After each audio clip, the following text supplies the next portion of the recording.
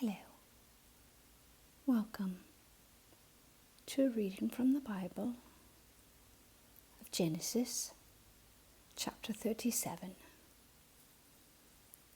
Jacob lived in the land where his father had stayed, the land of Canaan.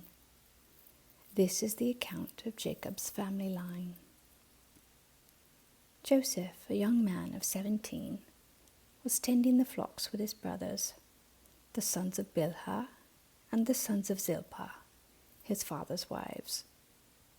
And he brought their father a bad report about them. Now Israel loved Joseph more than any of his other sons, because he had been born to him in his old age, and he made an ornate robe for him. When his brothers saw that their father loved him more than any of them, they hated him and could not speak a kind word to him. Joseph had a dream, and when he told it to his brothers, they hated him all the more. He said to them, "Listen to this dream I had.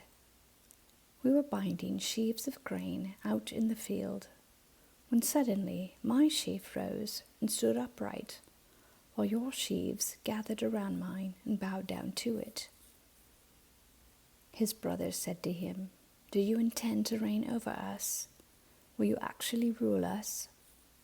And they hated him all the more because of his dream and what he had said. Then he had another dream, and he told it to his brothers.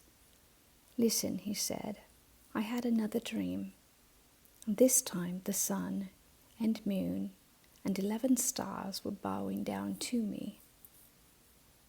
When he told his father as well as his brothers, his father rebuked him and said, "What is this dream you had?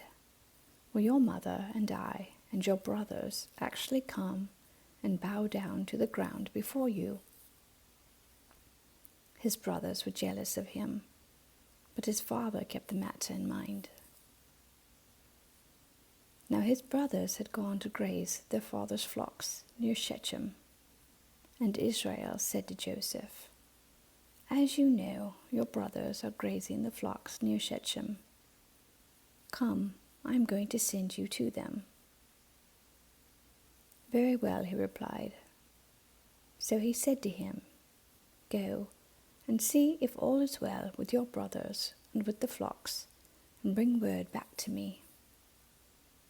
Then he sent him off from the valley of Hebron. When Joseph arrived at Shechem, a man found him wandering around in the fields and asked him, "What are you looking for?" He replied, "I'm looking for my brothers. Can you tell me where they are grazing their flocks?" "They have moved on from here," the man answered. "I heard them say, 'Let's go to Dothan.'" So Joseph went after his brothers and found them near Dothan.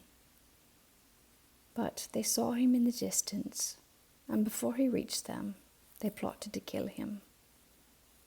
"Here comes that dreamer," they said to each other. "Come now, let's kill him and throw him into one of these cisterns and say that a ferocious animal devoured him. Then we'll see what comes of his dreams." When Reuben heard this, he tried to rescue him from their hands. "Let's not take his life," he said. "Don't shed any blood. Throw him into the cistern here in the wilderness, but don't lay a hand on him." Reuben said this to rescue him from them and take him back to his father. So when Joseph came to his brothers, they stripped him of his robe, the ornate robe he was wearing, and they took him and threw him into the cistern. The cistern was empty. There was no water in it. As they sat down to eat their meal, they looked up and saw a caravan of Ishmaelites coming from Gilead. The camels were loaded with spices, balm, and myrrh, and they were on their way to take them down to Egypt. Judah said to his brothers, "What will we gain if we kill our brother and cover up his blood? Come, let's sell him to the Ishmaelites and not lay our hands on him. After all, he is our brother, our own flesh and blood." His brothers agreed. So when the Midianite merchants came by, his brothers pulled Joseph up out of the cistern and sold him for 20 shekels of silver to the Ishmaelites, who took him to Egypt. When Reuben returned to the cistern and saw that Joseph was not there, he tore his clothes. He went back to his brothers and said, "The boy isn't there. Where can I turn now?" Then they got Joseph's robe, slaughtered a goat, and dipped the robe in the blood. They took the ornate robe back to their father and said, "We found this. Examine it to see whether it is your son's robe." He recognized it and said, "It is my son's robe. Some ferocious animal has devoured him. Joseph has surely been torn to pieces." Then Jacob tore his clothes, put on sackcloth, and mourned for his son many days. All his sons and daughters came to comfort him, but he refused to be comforted. "No," he said, "I will continue to mourn until I join my son in the grave."